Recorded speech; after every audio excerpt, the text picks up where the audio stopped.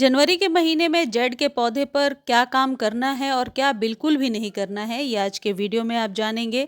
Z के पौधे को हरा भरा और घना बना करके रखने के लिए कौन सी खाद देनी है, यदि आपका पौधा डोरमेंट हो गया है तो किस तरीके से इसकी ग्रोथ को तेज करना है, ये आज के वीडियो में आपको मालूम होगा। देखिए, पहली टिप तो ये है कि जेड के पौधे को आप सर्दियों में रिपॉट करने से बचेंगे। दूसरी इम्पॉर्टेंट टिप ये है कि यदि जेड की कटिंग आपने लगाई है और कटिंग ग्रो नहीं कर रहा है तो वीडियो में जो खाद बताऊंगी वो अपने जेड के पौधे पर भी, जो न्यू कटिंग है उस पर भी आप देंगे। तीसरी इम्पॉर्टेंट टिप है कि जेड के पौधे को सर्दियों में प्राकृतिक खाद देने की ज़रूरत होती है। यदि आप समझते हैं कि पौधा डोरमेंट हो गया है और उसे खाद पानी नहीं देना तो गलत धारणा है। चौथी इंपॉर्टेंट टिप है कि इस तरीके से पत्तियां यदि बहुत पतली सी हो रही हैं, इसका मतलब है कि आपके जड़ के पौधे को खाद और पानी की ज़रूरत है। आपका पौधा बहुत ज़्यादा कह सकते हैं भूखा है और प्यासा है। और अगली सबसे इम्पॉर्टेंट टिप है जिसको कि शायद ही हम ध्यान देते हैं, वो ये है कि जड़ की पत्तियों पर यदि डस्ट जमा हुआ है तो समझ लीजिए कि आपके पौधे की ग्रोथ ना के बराबर होगी, और ये नियम सभी सकुलेंट्स के साथ जाता है। बहुत लोग क्वेरी करते हैं कि जेड की कटिंग कैसे लगाना है। देखिए, जेड की कटिंग लगाने का बहुत ही सिंपल तरीका है।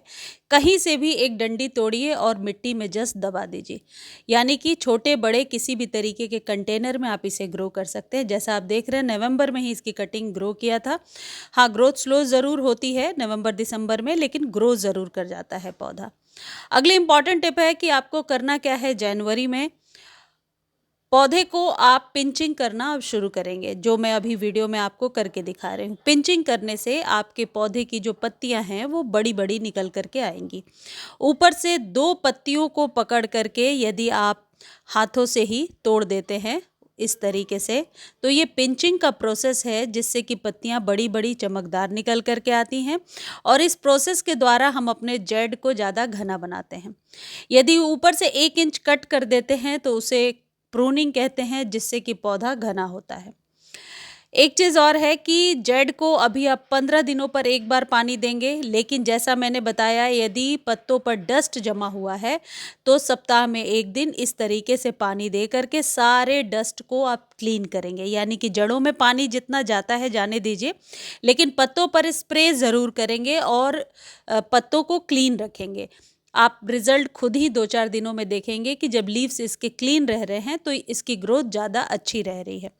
पानी हमेशा सोच समझ करके सर्दियों में दीजिए। कहने का मतलब, पानी आप ना भी देंगे तो पौधा सरवाइव कर जाएगा, बहुत जल्दी अपनी पत्तियां नहीं गिराएगा, लेकिन पानी ज़्यादा दे देंगे तो शायद 7-8 घंटे में ही आपको रिजल्ट देखने मिलेगा कि इसकी पत्तियां जो हैं ड्रूपी होकर के गिरने लगेंगी। अब जो लोग कह रहे हैं कि जेड की पत्तियां पीली हो रही हैं और पीली होकर के सूख कर गिर रही हैं, तो पौधे को अभी रिपॉट ना करें। रिपॉट करने के लिए फरवरी का टाइम बेस्ट है। अभी आप पौधे को सिर्फ धूप में रखें, और जो खाद मैं आपको बता रही हूँ उसका इस्तेमाल अब महीने में एक बार आप मार्च तक कीजिए। फिर आप देखेंगे पूरे साल पौधा अच्छे से सरवाइव कर गया है।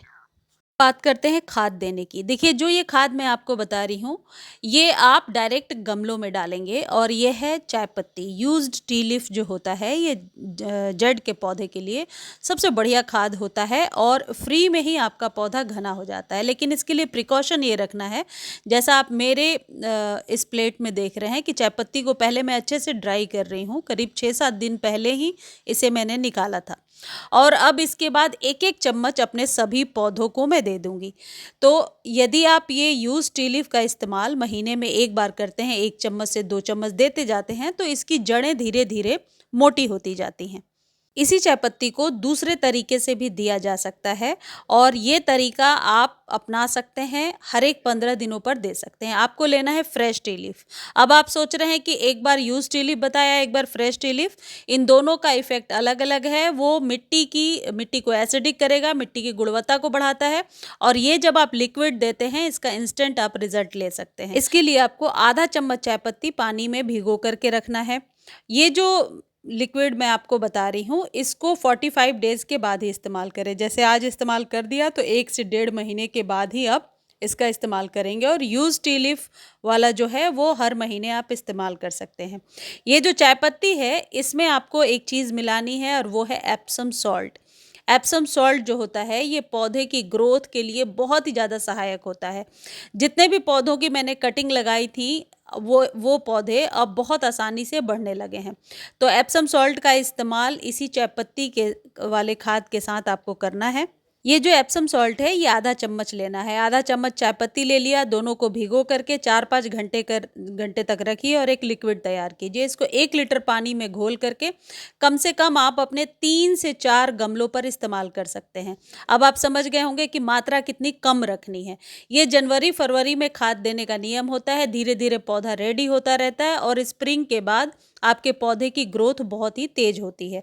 तो ये चाय पत्ती का इस्तेमाल पूरे साल किया जा सकता है। यदि एप्सम सॉल्ट आप नहीं भी इस्तेमाल करना चाहते हैं तो सिर्फ चाय पत्ती का भी इस्तेमाल कर सकते हैं। अगली जो चीज़ है जो हमेशा मैंने देखा है कि बहुत ही बढ़िया काम करता है वो है बोन मिल। देखिए बोन मिल देने के लिए तो बहुत लोग कंफर्टेबल नहीं होते हैं, बहुत लोग दे भी देते हैं। बोन मिल खरीदने का लिंक चाहिए तो आप मांग सकते हैं, लेकिन प्लीज़ खाद का नेम ज़रूर रेकमेंड कीजिए। बोन मिल का रिज़ल्ट मैंने 7 से 8 दिनों में देखा है, क्योंकि ये जब मैंने डाला है उसके बाद अभी जो पौधा आपको दिखा रही हूँ, सभी पौधे ज़्यादा घने हुए हैं। जेड के पौधे कहने का मतलब ज़्यादा घने हो गए हैं और ज़्यादा लंबे हो रहे हैं। तो बोन मिल का इस्तेमाल महीने में 1 बार आप अपने पौधे पर कर सकते हैं, क्योंकि ये कैल्शियम से भरपूर है और आपके जेड के पौधे के मांसल पत्तियों के लिए कैल्शियम अच्छी मात्रा में देने से रिजल्ट हमेशा बेहतर होता है। इस तरीके से जनवरी में जब आप केयर करेंगे और कटिंग भी लगा लेंगे तो आप एक से अनेक पौधे तैयार कर सकते हैं। और इस ट्रिक्स को अपनाकर, यानी पिंचिंग और कटिंग वाले ट्रिक को अपनाकर आप अपने जेड को लंबा घना भी बना सकते हैं। जैसे कि देखिए ये कटिंग मैंने लगाया है छोटे से कंटेनर में, ये बहुत अच्छे से वर्टिकली ग्रो हो रहा है। मुझे उम्मीद है ये वीडियो आपको बहुत अच्छी लगी होगी। वीडियो अच्छी लगती है तो प्लीज़ चैनल को लाइक शेयर सब्सक्राइब कीजिए और फेसबुक पर देख रहे हैं तो फॉलो करना बिल्कुल भी ना भूलें। ये जो चायपत्ती वाली खाद है ये आप अपने सभी पौधों को दे सकते हैं, सभी के लिए ये ज़रूरी खाद होता है। धन्यवाद।